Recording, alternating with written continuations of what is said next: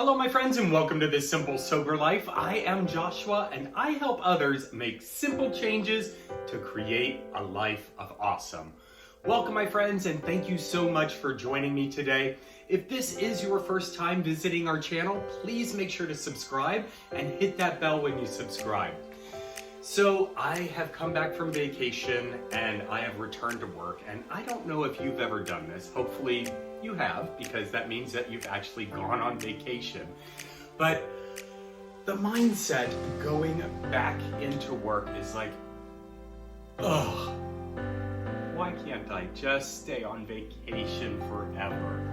And I was starting to, kind of analyze it and think about why I was having those feelings. And pretty much it boils down to not having control. I don't know about you, but I like to have control over every single aspect of my life. I want to have control over the people around me and the situations that happen and the money that comes in and goes out, and I want to have control over everything. Unfortunately, life doesn't work like that. And, as alcoholics, we have a tendency to be kind of control freaks, and we all want to have control over different aspects of our lives. And the sooner that we realize that we're not able to have that control over every aspect, the sooner we will become in a better position. I was starting to get frustrated this week during work because I would come in and things would be scattered all over the place and papers would be out of order. And, people would come and go and need this and need that. And, it was just, and the boss would come to me and he needs this and he needs that. And, and it was getting really frustrating because of essentially the lack of organization. And I'm like, you know what? If I was in control of this place, then things would run a lot smoother. But the fact of the matter is, I am not in control of that life, and I need to bring myself down, humble myself just a bit to come to that understanding. It is not called Joshua Steele. It is not called, Abel Steele. It is under a different name. Someone else has control over that. And once I was able to put myself in the mindset of all I need to really do is go in, do my job, and leave, things became a lot easier. But that kind of got my wheels a spinning about other aspects of my life that I want to have control over, but ultimately do not. And unfortunately, that list is really, really long. So, since I can't control them, what can I do? And here are a couple of tips of how you can handle and deal with things that are just out of your control. First and foremost, I would ask myself the question, is this something I can control? And this, while seeming like an oversimplified tip, it's probably been the biggest benefactor in kind of relieving my anxiety, my stress level, and my overall frustration. When something occurs at work or in life or with people or any time, if I take just a few seconds and step back and ask myself, is this something that I can control? It gives me an opportunity to pause, analyze the situation, get my mind set, and decide on whether or not I really have any impact on what's going on. And if I don't, then I can take recourse to, fix my emotions and fix, my position within the situation or with someone else. And so simply asking yourself, is this something I can control, will have a huge impact on, just kind of bursting out into a rage or, going into anxiety mode or frustration like I do so often. Is this something I can control? If it's it's not, then it's time to move on. Something else that I've come to understand and have been able to incorporate with things that are just out of my control is acknowledging my feelings. You know, a lot of times, and especially as a guy, you know, we're taught to kind of push down those emotions, kind of get them out of the way. You know, we only have room for logic and problem solving and things like that. But the fact of the matter is we are human just like everyone else, and we do have emotions, you know, and so if someone is, you know, in what I view as attacking me, or, you know, if a situation has come up, like with my car right now, it's so frustrating. It's important to acknowledge that we actually have emotions and feelings surrounding them. You know, how is it making me feel? Is it making me agitated? Is it causing my nerves to kind of tremble a little bit? Is it, you know, making me upset or sad? Is it making me happy that this situation is happening? You know, taking a step back and really doing a self-analyze yourself.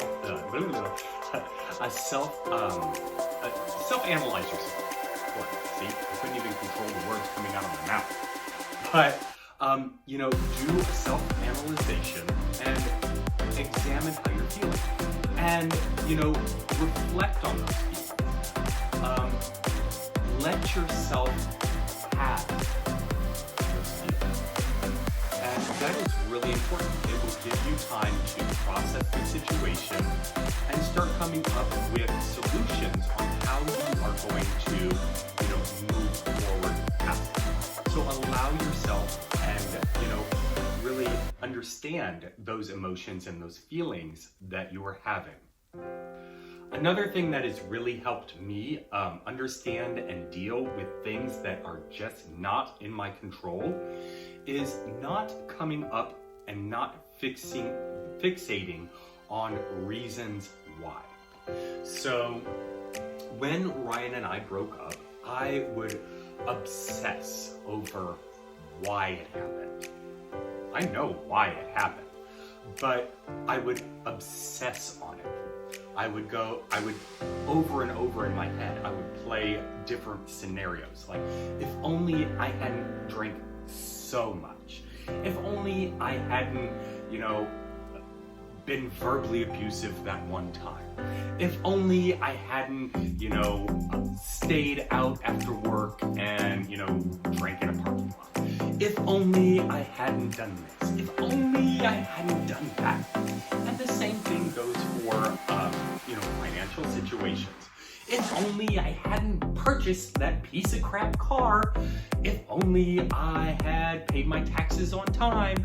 If only I had done this. And it works all the time in every situation. I will play different scenarios and I will keep that on a rotating loop up in my head.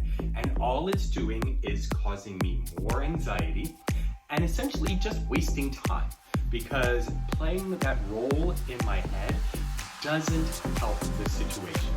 All it does is bring my stress levels up, and it makes me want to do something I shouldn't, like go eat a whole pizza, or, you know, essentially, if it keeps on going, go hit the bottom. And those are things that we definitely don't need. I would definitely pick the pizza over the bottle now, but, you know, playing those things and fixating on the reasons why we're in that situation does absolutely no good in moving forward and creating that life of awesome that we are all working towards. Another thing that I found that works magic is getting up and moving your whole body. So just getting up and, you know, taking a nice walk.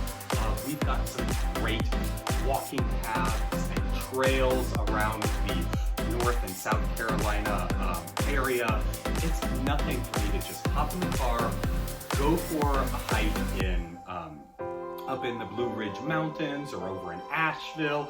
I've recently discovered Charlotte, and I love just getting out to a place that maybe I have been or maybe I haven't been, and just kind of walking. Here recently I've explored downtown Charlotte. I've gone to Savannah and explored that. I've explored Asheville, and it's all a way to get myself out of my head because I'm actually putting energy into my physical body. And so figure out what it is that will help you get out of your head so that you can stop fixating on those things that you just cannot control. Get out there. If you like to dance, go take a tango class. That is something I would be really interested in learning how to tango, so that I can move my body. Because, even though I think so, I don't really have any moves. I am a purebred white boy with no rhythm. But I would love to learn how to do that, and it would help me get out of my head and stop fixating on things that I just can't control. Another tip to deal with things that you cannot control is understand that it's not permanent. And what I mean by that, while the situation may be permanent, Ryan and I breaking up is probably more than likely a permanent thing, and there's nothing I can do about that. If you are unfortunately injured or have some health issues, that probably is something that may be permanent.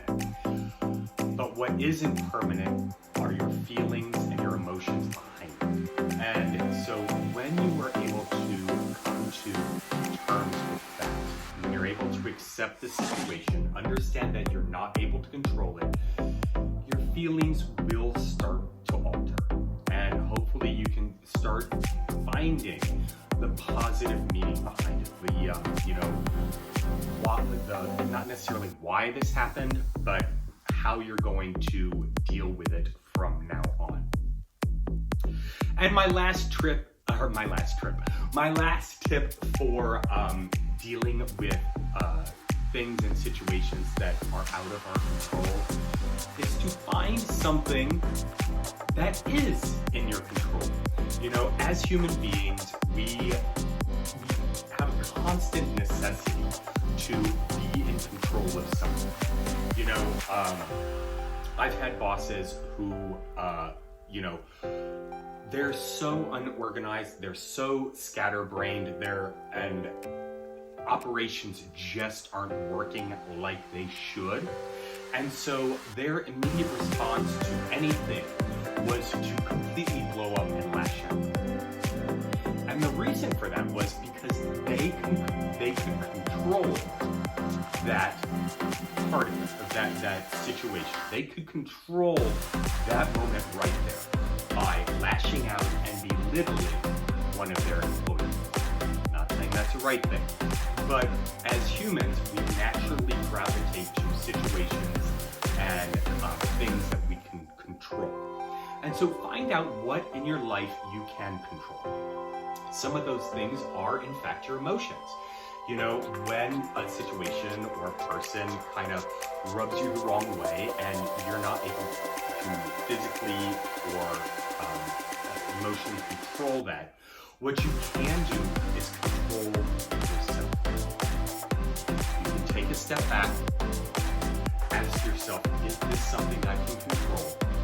And then start managing your emotions. You can start controlling how you're going to react to the situation, rather than just exploding and, causing a big old scene.